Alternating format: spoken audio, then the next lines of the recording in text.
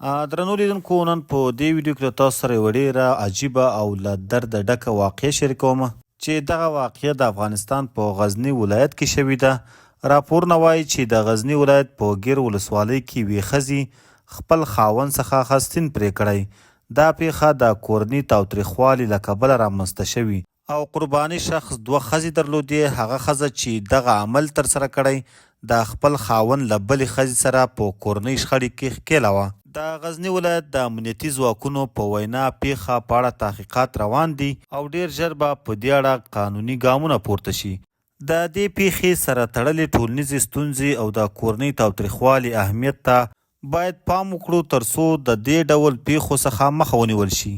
که تاسو هم کومه ورته ستونزه لرئ مهرباني وکړئ قانوني مرسته ترلاسه کړئ او خدای مه کړه داسې واقعه مو له لاس څخه ونه شي چې بیا وروسته د ټولې سوشل میډیا خندا وګرځي. درنو لیدونکو دغه ښځې چې له خپل خاوند څخه خستین او یا هم کوتک پرې کړی، تاسو په دې اړه څه نظر لرئ؟